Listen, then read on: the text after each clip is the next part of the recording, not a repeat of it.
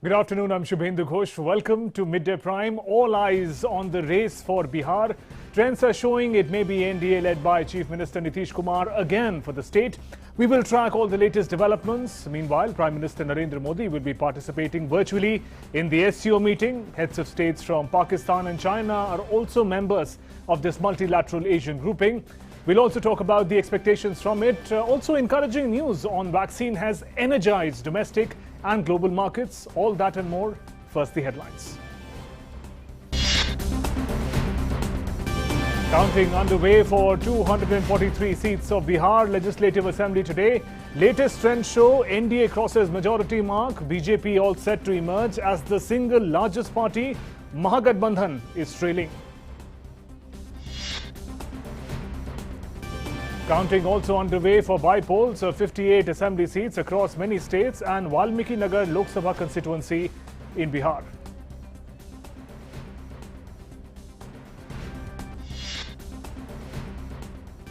Prime Minister Narendra Modi to participate in the 20th summit of SCO Council of Heads of States through video conferencing.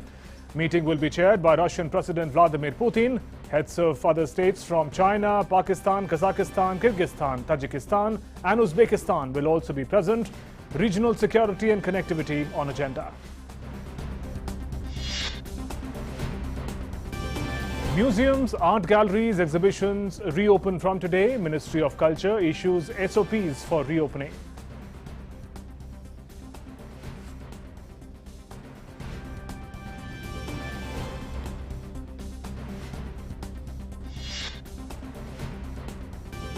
Indian markets at record high levels for second consecutive day on Tuesday after Pfizer said its experimental COVID-19 vaccine is more than 90% effective based on initial trial results. Wall Street hits record highs. European shares jump to an 8-month high.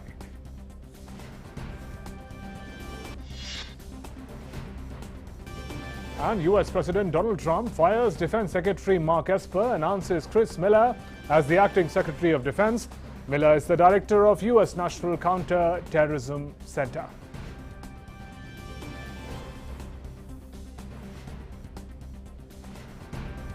Let's now begin with the big news.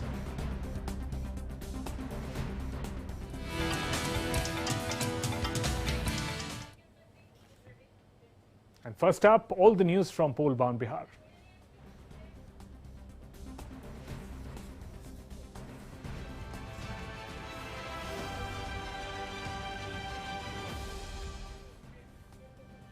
And counting is underway for Bihar Assembly Elections. Counting began at 8 a.m. this morning with postal ballots being counted first, as is the tradition. EVMs were opened after half an hour. Elaborate security arrangements have been made to ensure peaceful counting across the state. 55 counting centers have been set up in 38 districts of Bihar. A 3-tiered security system has been created in and around the counting centers. Election Commission has instructed to follow COVID protocol during the counting. Every counting personnel has to wear a face mask as precaution. All counting centers have been sanitized. Social distancing is being maintained during the counting of votes. Meanwhile, early trends show NDA in the lead, followed by Mahagathbandhan and other parties. Election to 243-member Legislative Assembly was held in 3 phases. First phase of polling was held on 28th of October, covering 71 constituencies, while polling for the second phase on 3rd of November, covering 94 seats. Third and final phase of voting took place on 7th of this month, covering 78 seats. Counting for Valmiki Nagar Lok Sabha constituency in Bihar is also underway today. Results are expected by today, perhaps evening. However, Bihar Chief Electoral Officer H.R. Srinivasa said results will take a little more time because more EVMs have been used this time around facing the pandemic. While the counting of votes in Bihar is on, let's look at some reactions that have come up from the voters in the state. शुरू में हम लोग के विपक्ष में आ रहा था, लेकिन अब हम लोग के पक्ष में है। लेकिन मैं पहले से ही आश्वस्त था, मेरी पार्टी पहले से आश्वस्त थी और नीतीश कुमार जी पहले से आश्वस्त थे कि सरकार हम लोग की ही बनेगी। देखिए, सुशासन और विकास में जीत हुआ है। नीतीश कुमार जी का यूएस एक भी है सुशासन।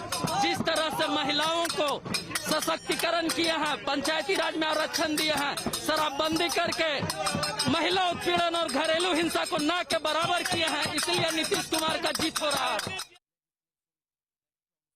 Let's now connect with our correspondents who are joining us now. Abhishek Jha is joining us from Patna, Bihar. Also joining us is Dheeraj from BJP office. Dheeraj, if I can connect with you first. Tell us the update that you're getting from the BJP office. NDA, the trend show is getting a clear need. What kind of excitement is there in the office?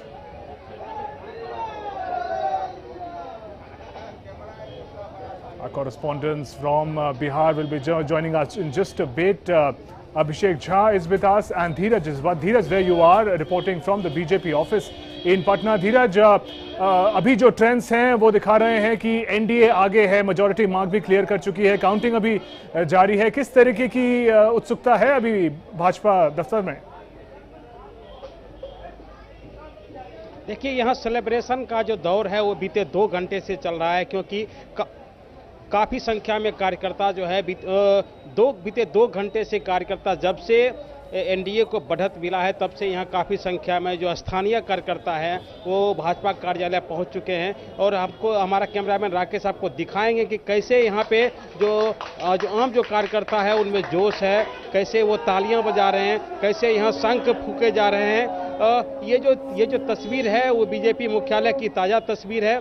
और सुबह से जब से 126 127 का trend बना है भाजपा का, NDA का, तब से यहाँ कार्यकर्ताओं का जो है जमघट लगना शुरू हो गया है। और जो लग रहा है यहाँ के जो स्थानीय कार्यकर्ता हैं उनको एक बार फिर से लग रहा है कि चौथी बार जो है वो नीतीश कुमार बिहार के मुख्यमंत्री बनने जा रहे हैं। हालांकि एक बात मैं आपको बता दूं कि ये मुकाबला कांटे का है और इस बात का अभी अंदाजा ही लगाया जा सकता है कि सियासत जो है वो किस करवट बैठेगा, क्योंकि अभी मात्र 1 करोड़ वोटों की गिनती हुई है, जैसा कि हमें सूचना भी मिली, जैसा कि मुझे अभी जानकारी मिली है।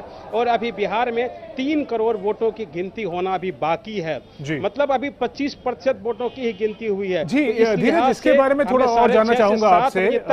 अभी इलेक्शन कमीशन की भी पीसी हुई थी, इस बात का इंतजार करना होगा कि ये सरकार किसके पक्ष में बनेगी। धीरज, आशा मेरी आवाज अब तक पहुंच रही है। वर्तमान अगर रुझान की बात करें, उस रुझान के लिहाज से एनडीए गठबंधन अभी बढ़त बनाए हुए। जी धीरज, मेरी आवाज अगर आप तक पहुंच रही है, ये बताएं, ये जो काउंटिंग प्रोसीजर है, इलेक्शन कमीशन ने भी अभी पीसी करी थी, उन्होंने बताया कि जो काउंटिंग है उसमें थोड़ा समय लग रहा है क्योंकि प्रिकॉशंस लिए जा रहे हैं कोविड पेंडेमिक के तहत।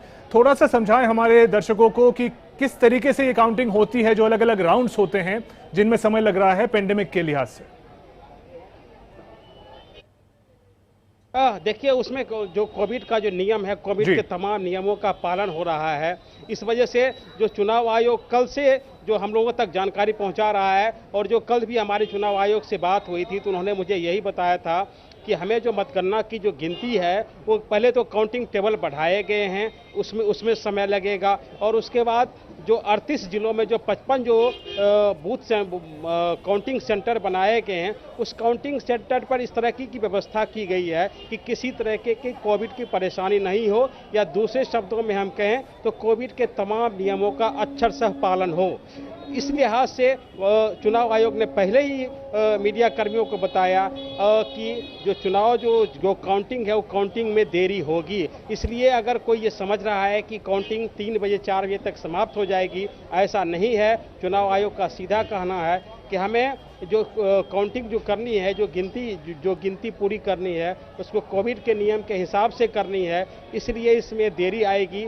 शाम 7 बजे तक ऐसा उम्मीद है कि काउंटिंग पूरी हो पाएगी, क्योंकि जो कोविड की वजह से जो जैसा कि आपको मैं जानकारी दूं कि बूथों की संख्या बढ़ाई गई है और हर एक बूथ पर जो है वो काउंटिंग में समय लगेगा। इस लिहाज से जो नियम को ध्यान में रखते हुए गिनती में देरी अवश्य होगी। जी धीरज, आप बने रहे हमारे साथ, कुछ और अपडेट्स लेते हैं पटना बिहार से। My colleague Abhishek Jha is joining us from outside of RJD office in Patna. Abhishek, what is the mood in RJD office?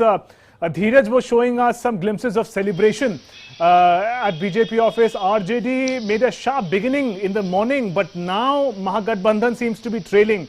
What is the latest that you are picking up, Abhishek? So at RJD office there is a cautious approach. Yeah. We have talked about with one of the spokesperson of RJD, Mrityunjay Tiwari, and asked him why there is so much of silence at this office.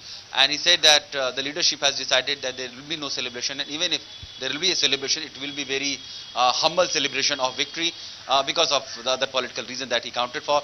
So far here at RJD office in the morning there was still some enthusiasm because of the leading margin that RJD was at, and NDA was trailing.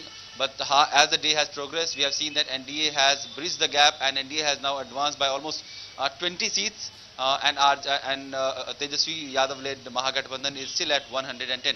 Though the performances of RJD and Mahagathbandhan has improved, no doubt, but still the celebration can only happen if they are in a formidable position to be at the seat of the government. Meanwhile, BJP is rejoicing their victory continuously. This is the third term that Nitish Kumar has led this government, and now BJP is in a position to, it will have a position of power from where it can now dictate terms to anybody who will be in the position in the government, because now it seems that BJP is emerging as the single largest party. And only damage that has happened to JDU, which is slipping to third position at least as of now because of the trends that we have witnessed so far. There have been a couple of results, but for a better picture and a clearer picture, we'll have to wait until the late evening when most of the results will be out, and then we'll be in a position to say confirmly who is going to make the government and by what margin. Right, Abhishek, it's fair enough that RJD wants to be cautious till the results are out, and perhaps till then one can only speculate. But it's quite dramatic, the manner in which the exit poll results seem to elevate Mahagathbandhan to the winner's position quite unanimously. But the results, the trends that we're looking at right now, these are not results, these are trends. They seem to suggest that it is NDA that is again moving towards formation of government. How do you see that difference in the prediction, the projection, and the trends that we're seeing now? Of course, Shubhendu, Bihar has been one of the trickiest states for any poll pundits to predict about. Even in 2015, when this exit poll and opinion polls have had their survey, it were totally down, and it did not provide any glimpse of what could be the final results. This time around also, when projections were made, like some of the projections were somewhere around 92 to 128 seats to Tejasvi Yadav.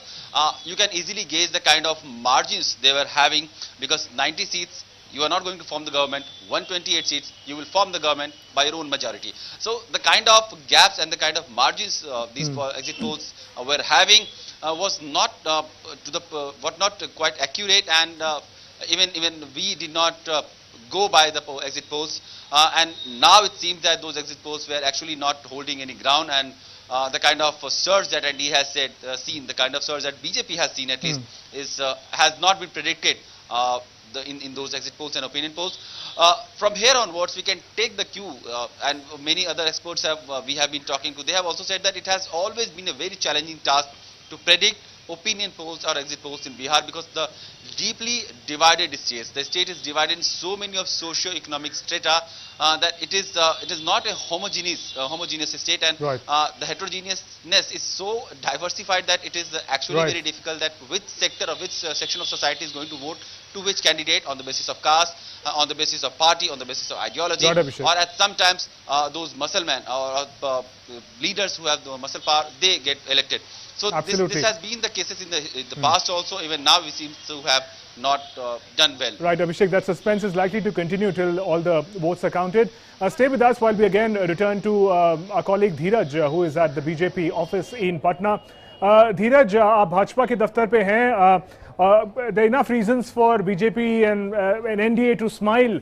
अभी जो trends आ रहे हैं, लेकिन एक update ये भी आ रहा है कि जो कॉन्टेस्ट है वो काफ़ी सीटों पे, करीब 80 सीटों पे बड़ा क्लोज कॉन्टेस्ट है महागठबंधन और एनडीए के बीच में. उस पे क्या कहेंगे, जो बहुत ही कांटे का मुकाबला चल रहा है अभी? जी, मैं शुरू से यही बात बता रहा हूं कि ये जो मुकाबला है कांटे का है। हालांकि एनडीए के पास जो बढ़त है वो शुरू से 2 घंटे से बना हुआ है, लेकिन अगर गिनती की बात करें और जो फासले की बात करें तो लगभग 80 सीट ऐसे हैं बिहार विधानसभा में जिस पे गिनती चल रही है। उस पे जो दोनों दलों के बीच अंतर मात्र 2000 वोटों का है। और अगर आप शहरी और ग्रामीण वोटों की बात करेंगे तो ग्रामीण वोटर में कहां 2000 वोट कहीं भी स्विंग कर सकता है। इसलिए ये बताना अभी बहुत ज़्यादा मुश्किल है कि ये जो जनादेश या ये जो कहें कि ये किसके पक्ष में जाएगा, ये बताना बहुत ही मुश्किल है, क्योंकि अभी लगभग 2.5 से 3 करोड़ के बीच वोटों की गिनती बाकी है। और अभी जो आप बता रहे हैं कि 80 सीटें ऐसे हैं, मुझे तो ऐसी जानकारी मिली है कि ऐसी 99 सीट है, 99 सीट है, जिसपे कि फासला मात्र 2000 से 1500 के बीच में है। तो ये जो गिनती का दौर अभी जारी है और ये दौर शाम 7 बजे तक चलेगा। इसलिए अभी से इस बात पे आकलन लगाना कि किसके पक्ष में जनादेश होगा ये मुश्किल है।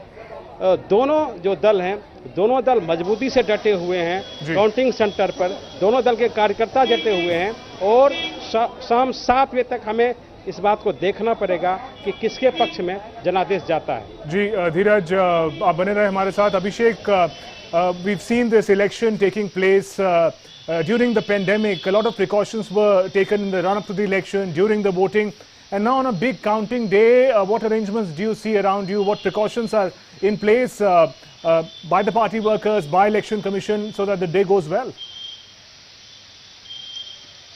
So Shubhendu, frankly, there has been a great disregard of those social distancing and wearing masks among the during the polling campaign. We have seen so many visuals and photographs where people were thronging at rallies and other places of political campaign without taking proper precaution. However, during the election process, the Election Commission has ensured that nobody enters at voting booth without mask, or appropriate social distancing were also tried to be maintained. Sanitization work were done. This time also at the counting centers, where this is going to be likely the last exercise of Election Commission in Bihar, appropriate arrangements have been made in terms of social distancing and sanitization and hygiene for those staffs who are involved with this counting process. Some of the political leaders also, including RJD leaders, have asked their cadres not to celebrate during this time of pandemic in a huge way, and the celebration should be kept at very humble level, and there should be social distancing. So at least from the top of party, across the party lines, all political leaders have asked their cadres to keep in mind the social security of during the time of COVID pandemic. However, it is we have seen brazen violation of these things happening because of the enthusiasm and the whims in which celebration and victory is done, and we can only hope that administration, which has also managed some of the route diversion and traffic police have been deputed at various locations to control the crowding. They will have a hard time as the day progresses and the results starts getting out. Right, Abhishek, also if we talk about one political party, LJP, Chirag Paswan, there was much noise and excitement around what kind of performance will he be able to pull off. In the morning, very early trends, postal ballots, that he did seem to be leading on about 7 seats, but now if you look at the figures, this is 1 seat. So what seems to be the road ahead? Of course, these are all trends, but for LJP, for Chirag Paswan, what kind of road ahead lies according to you? So it was said, and even Chirag Paswan himself had at times indicated that he may not be in a position to form the government, but he may be in a position to become a pivotal joint, in a position to become a kingmaker at the state government. However, that possibility seems to have diminished with the kind of trends we have seen so far. Around 2, 3 or 4 seats have been the trends that LJP is leading sometimes. BJP is in a quite comfortable position with the trends that we have seen so far. JDU has slipped to 3rd position, and RJD is almost has repeated the performances it has repeated in 2015. We'll have to see how it progresses as the day counting starts getting more counting starts getting in. The prospect of LJP leader Chirag Paswan was pinned on this state election because he was a part of NDA government at the center, and he decided not to be part of NDA at the state level. So now with the whole counting going on and trends coming in favor of NDA government re-electing in the states, this will be a question: how is he going to be at the like which side of the fence he will be sitting? Because Nitish Kumar clearly he has been a very sharp critic of Nitish Kumar government Right. during the polling campaign. So will he be still part of the NDA government at the state level, or how is he going to be placed at NDA overall? That will be a question. Right. And Abhishek, again, looking at the trends, and if these trends eventually become results of the Bihar elections, it is quite a performance by Tejasvi Yadav as well, whether or not he's able to pull a victory in the Bihar elections. So even if there's no win, he's likely to be the representative of the opposition. So in a big way, he seems to have appeared on the scene of state politics this time. Of course, Shubhendu, will have to, like everybody has to give it to Tejasvi Yadav. He has been very aggressive in his political campaigns. For days he was holding almost a dozen rallies, continuously hard work for months. But then the fate has it that he's still not leading the political results that is coming out as of now. But still he has been the leader of opposition in the past also. In 2015 also RJD had performed well and almost 80 seats it clinched from in this state election, and this time also at least he's going to repeat what has been his performance in the last election. The only different thing has been the voting percentages and the kind of assembly seats that he's going to win. It is likely, it is being noticed that in the South Bihar is getting more consolidation in terms of seats and votes, while in North Bihar BJP has made a strong headway and so many seats and so many vote shares. BJP has bit of the RJD alliances and RJD voters that used to be RJD's stronghold. So strongholds have shifted. However, RJD is still in a position to become one of the largest party. Like now is the competition between RJD and BJP, that who is going to be the #1 party in the state. Absolutely, Abhishek. We'll have to wait and watch how these trends eventually become results. Thanks very much for joining us. All those updates from Patna. Also, thank you, Dheeraj, for getting us all those inputs. Moving on to some more election news. Counting for votes for by-polls to 58 assembly seats across 11 states is also underway.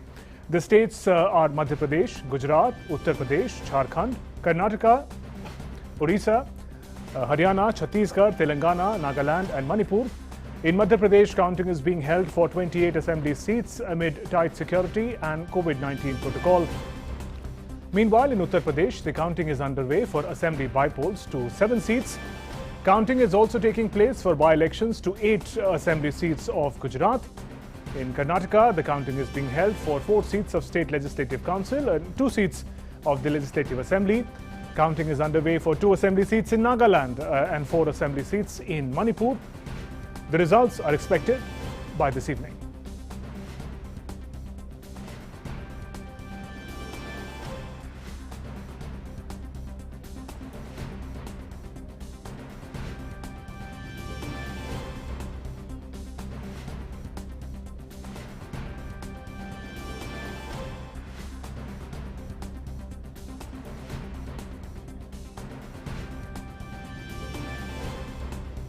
And those are visuals of by-poll counting taking place today, alongside the counting, of course, for the big Bihar Legislative Assembly.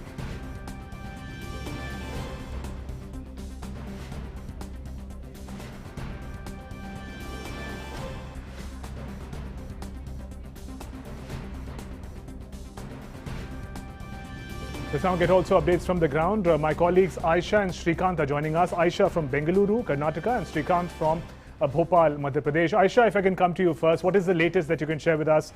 Important by-polls taking place in Karnataka. Well, Shubhendu, in Karnataka, the 2 assembly seats went for by-polls here, and these by-polls were necessitated because of the death of the JDS MLA in Shira.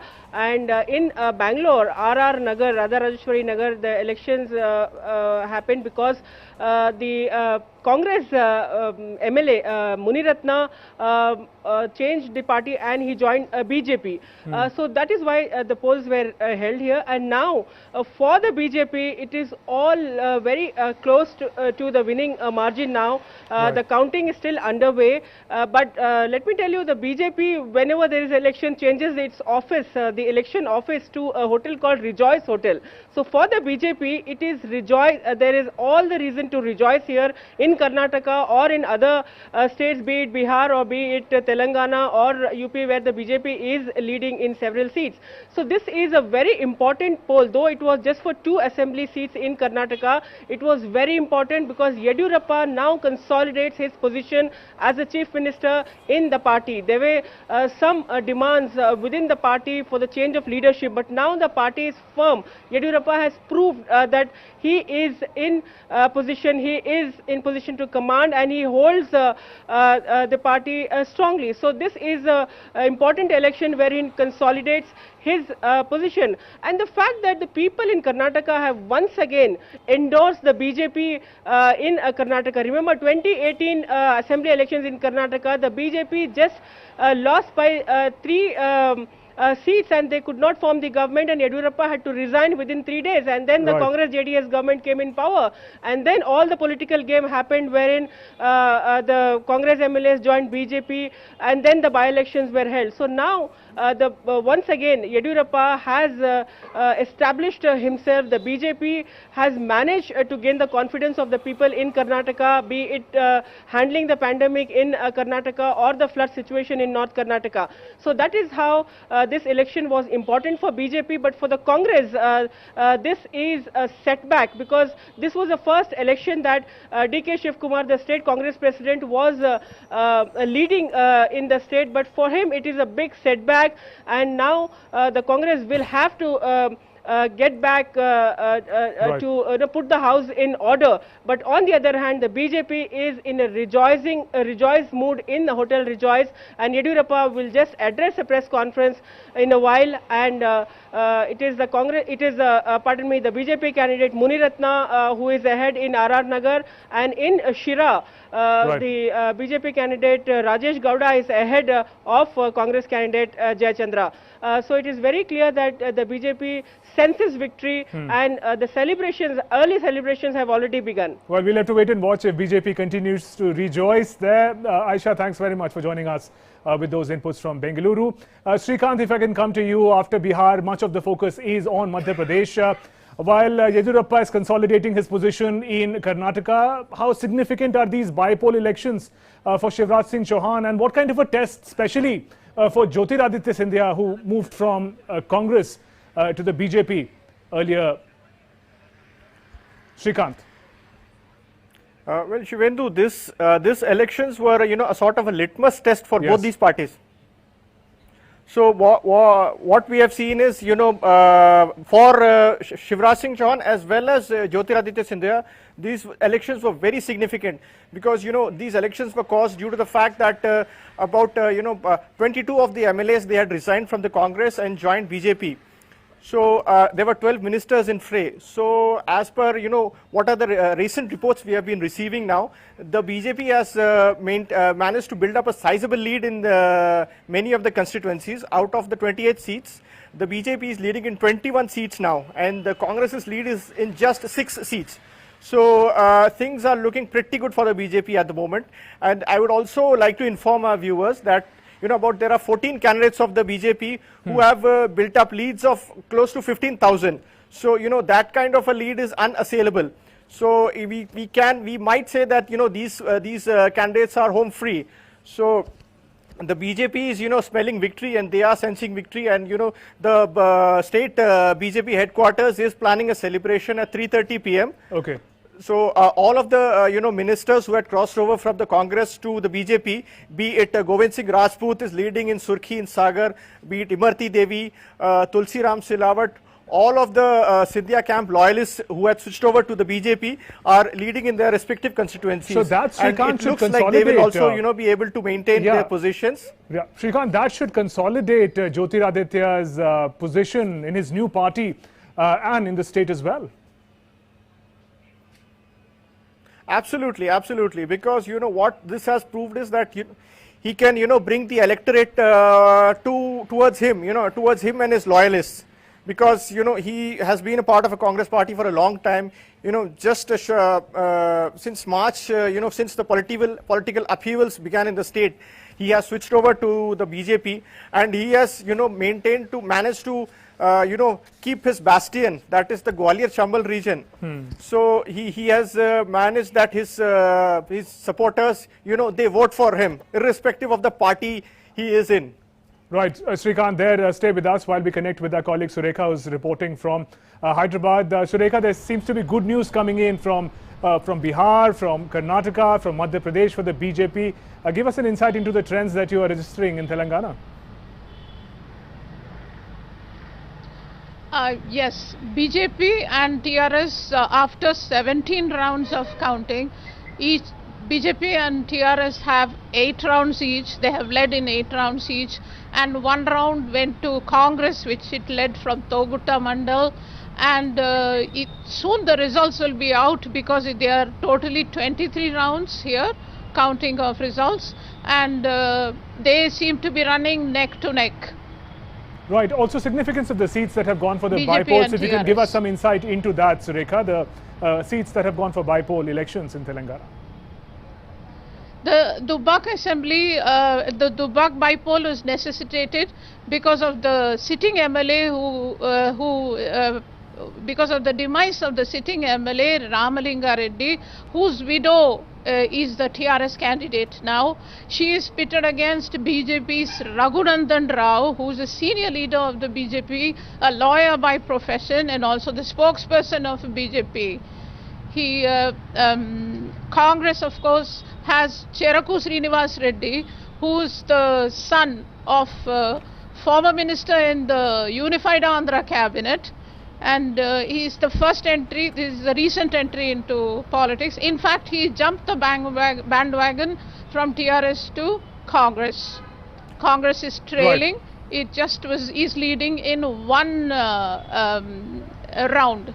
Right. Surekha, thanks very much for joining us with those inputs from Hyderabad. Shubhendu. Srikanth, if I can just come back to you for a bit, just to understand the significance of these bypoll elections for Shivraj Singh Chauhan government. His position is consolidated. He didn't need all of them. He didn't need to win all of them to consolidate his government. But the trends that you're talking about seems to suggest that he's back on top in Madhya Pradesh. Srikanth, my colleague, is present in Bhopal, getting us all the updates of the bypoll elections that are on in Madhya Pradesh. There seems to be a clear lead on most of the seats for Bharatiya Janata Party. Shivraj Singh Chauhan, Chief Minister, would like more and more seats to consolidate his position. Srikanth, are you with us? All right, I think we lost connection with Srikanth. Thanks very much to both Srikanth for joining us with all those inputs. Let us now move on to our next segment, the developing story today.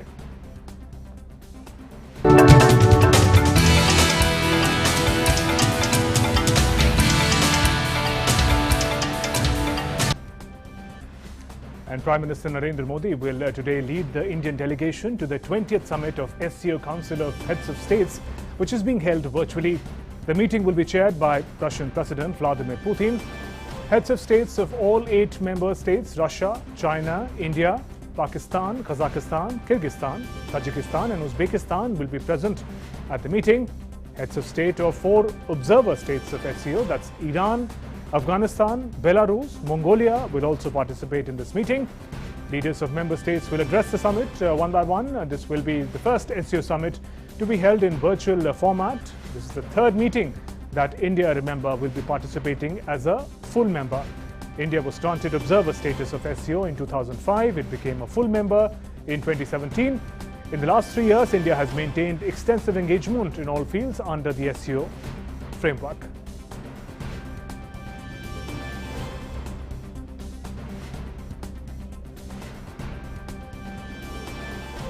Crucial SCO summit that Prime Minister Narendra Modi will be participating in. Remember, SCO, it's a regional congregation of nations that works towards the issues of security, fight against terrorism, regional connectivity. All these issues are also priority for India. Issues of sovereignty will be interesting how that can be taken up, and the issues, bilateral issues that exist between India, China, India, Pakistan, if they also find a voice and solution in this multilateral gathering. Moving on now to our national prime segment in MPP. And now an update on COVID-19 from across the country. Calibrated and effective strategy of the centre focused on high levels of testing for early identification, combined with timely tracing, isolation and hospitalization for the severe cases, have resulted in manageable number of active cases and continuously rising number of recoveries from COVID. With recovery of more than 79.59 lakh people so far, the national recovery rate has reached 92.64%. Over 42,000 people recovered and were discharged just in the last 24 hours. Active case load of the country has further fallen below 5.88%. The total active cases in the country stand at 5,05,265, while the fatality rate stands at 1.48%. And the Health Ministry has said that demonstrating a landmark achievement, India's active cases have fallen below 6% of the total cases in the country. In a tweet this morning, the minister said the recovered cases have leaped past 92% of the cumulative cases. It said the calibrated and effective strategy of the centre, focusing on high levels of testing for early identification combined with timely tracing, isolation, hospitalization for the severe cases, have resulted in a rather manageable number of active cases and continuously rising number of recoveries. Now, with the country achieving major milestones, be it in testing, capacity building, recovery rate and low fatality rate, India continues to fight COVID-19 in a very credible manner. According to Indian Council of Medical Research, a total of 11,96,15,857 samples have been tested for COVID-19 till November 9th, of which around 10,43,000 samples were tested only on November 9th itself. And moving on now, the good news, a preliminary analysis shows the first effective COVID-19 vaccine can prevent more than 90% of people from getting COVID-19. This vaccine has been tested on over 43,000 people across 6 countries, and no safety concerns as such have been raised. Scientists, public health officials and investors welcome the first successful interim data from a large-scale clinical test as a watershed moment that could help turn the tide of pandemic if the full trial results pan out. However, mass rollouts which need regulatory approval will not happen this year, and several vaccines are seen as necessary to meet the massive global needs. Pfizer and German partner BioNTech are seeking US emergency use authorization this month, raising the chance of a regulatory decision as soon as December this year.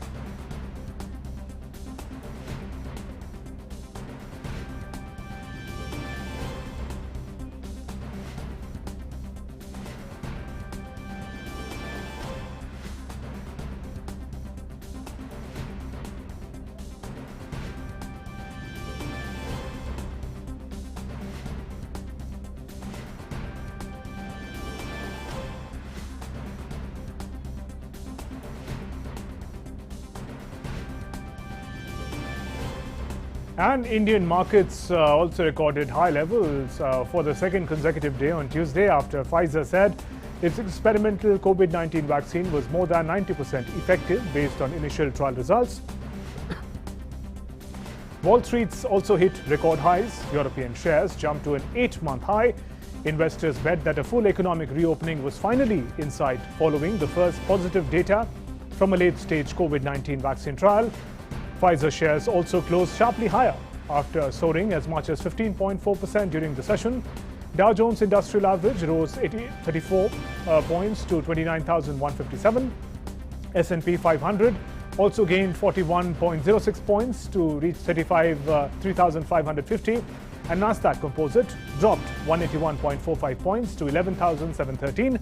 Meanwhile, European shares have jumped to an 8-month high on Monday after drug makers Pfizer and BioNTech flagged strong progress in their COVID-19 vaccine. The pan-European Stoxx 600 also jumped nearly 4% and clocked its best day since late March this year. BioNTech shares jumped more than 15%. US President-elect Joe Biden's election victory has also raised hopes of a more stable US trade policy and economy. Meanwhile, Asian stocks also rallied as investors applauded the new vaccine development. And let's now also find out what's making news across the globe.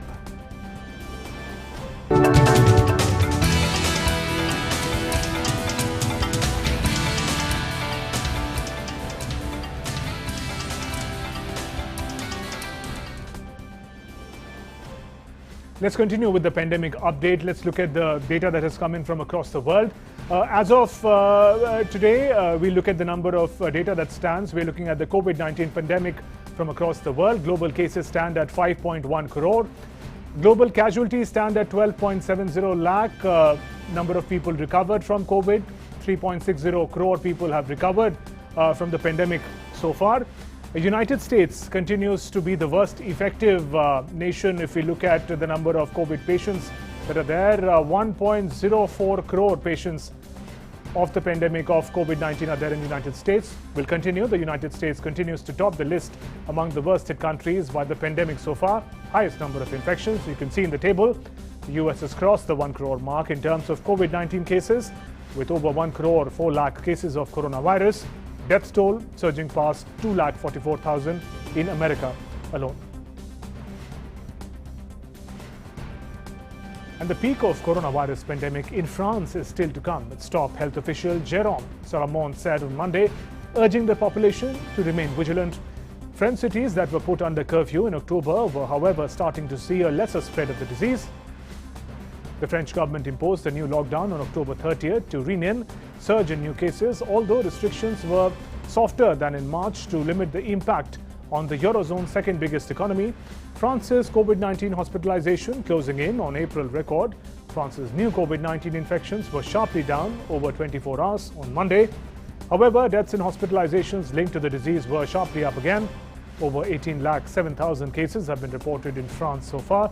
Number of people in France who've died from COVID-19 infections rose to 40,987.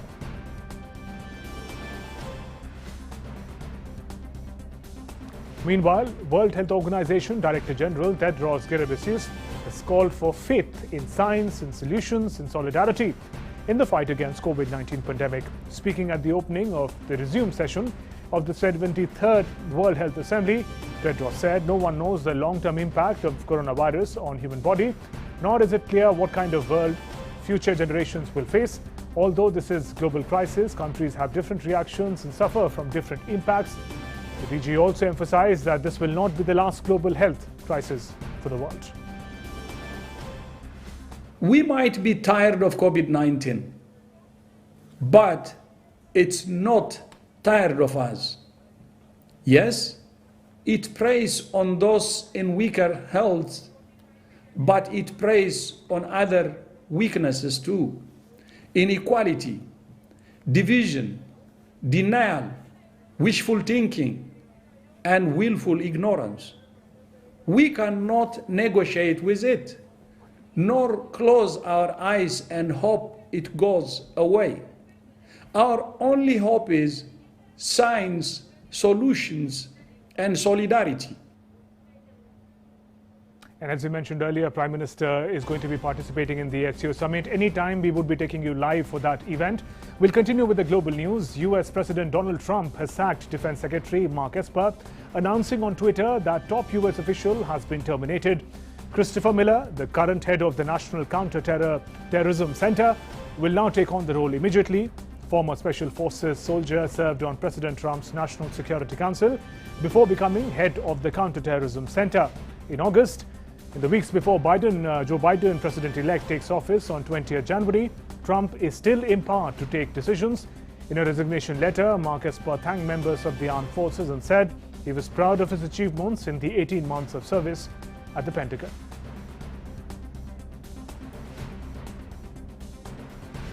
Moving on, Armenia and Azerbaijan have signed a peace deal to end the war in Nagorno-Karabakh with immediate effect. Armenia's Prime Minister Nikol Pashinyan first made the announcement today. Russian President Vladimir Putin also confirmed details of the deal brokered by Moscow. This was minutes later in a televised statement. The declaration has followed 6 weeks of heavy fighting and advancement by Azerbaijan forces. Baku said yesterday it had seized dozens of more settlements in Nagorno-Karabakh, a day after proclaiming a victory in the battle for the enclave's strategically positioned second largest city. As per the new deal, both sides will maintain their current territorial positions, meaning Azerbaijan will keep hold of the military gains it has achieved since the start of the conflict, and Armenia will return other occupied territories which it currently controls in phases over the next month. Amidst the deal to end the war, Azerbaijan's foreign ministry has also released a statement about the Azeri forces downing a Russian helicopter near its border with Armenia by accident, expressing apologies to Moscow and readiness to pay compensation. Russia's defense ministry said earlier on Monday that one of its Mi-24 helicopters had been shot down over Armenia near the border with the region belonging to Azerbaijan, killing 2 crew members and injuring another.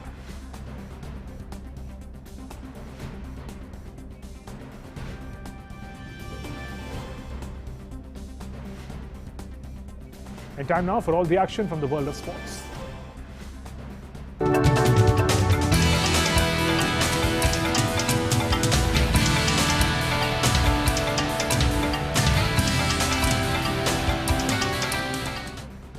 And Barcelona forward Ansu Fati has been ruled out about 4 months after having a knee surgery. 18-year-old was operated on after suffering an injury against Real Betis. The Spain international was substituted during the halftime of the 5-2 win on Saturday.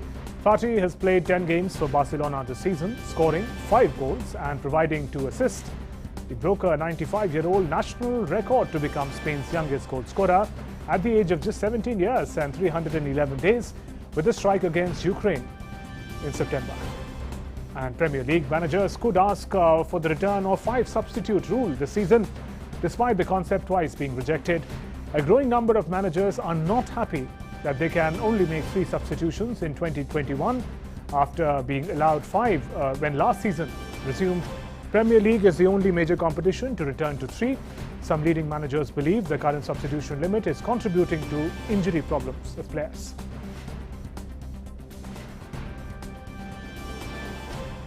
And Vietnamese Grand Prix has been dropped from 2021 Formula 1 calendar. It raises doubts that the race, due to make its debut in April before it was called off because of the coronavirus pandemic, will ever take place. The move has been triggered by the arrest on corruption charges of a key official responsible for the race in Hanoi. And former Masters champion Sergio Garcia will miss this year's event at Augusta after testing positive for coronavirus.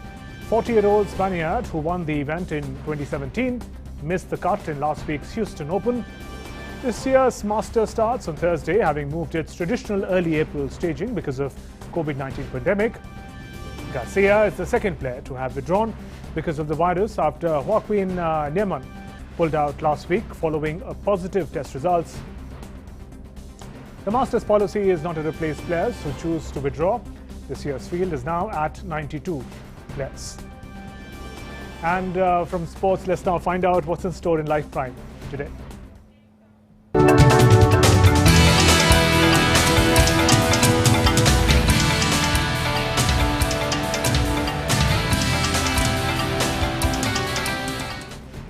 Colombia's flower-growing fame came into full bloom on Sunday as scores of flowers put on a spectacular and colorful flower festival near the city of Medellin, celebrating the art floristry.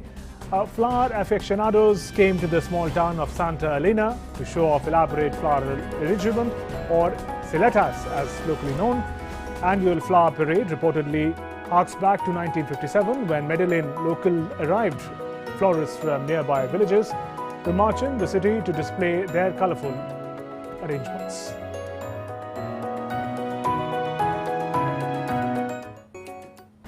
Bolivians celebrated on Saturday an ancient tradition rooted in indigenous practices where people adorn in honor skulls called natitas, which they believe bring them good fortune and protection. Natitas spend most of the years indoors but are traditionally decorated and paraded to the cemetery a week after All Saints' Day. But with coronavirus pandemic, celebrations this year are more somber. The tradition is believed to have its root in Euro-Shipaya custom of disinterring the corpses of loved ones 1 year anniversary of their deaths. And the architectural wonders of Sao Paulo were turned into catwalks on Thursday to mark the city's Fashion Week as the pandemic force organized to rethink the traditional runway. With COVID-19 pandemic looming, organizers could not stage traditional catwalk events for Sao Paulo Fashion Week. More than 30 brand names are going to participate in the 25th edition of the Fashion Week.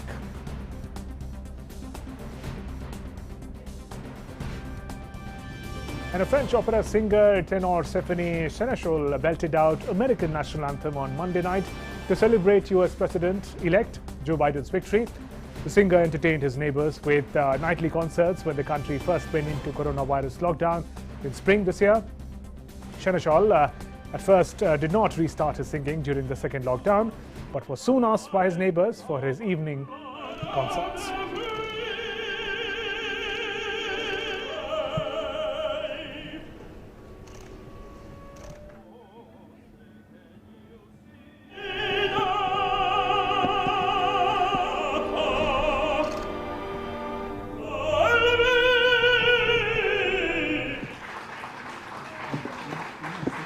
And with that, we conclude this edition of Midday Prime. Just a gentle reminder, while the pandemic is on, use a mask to protect yourself and your loved ones, just like we do. We'll take your leave. Namaskar.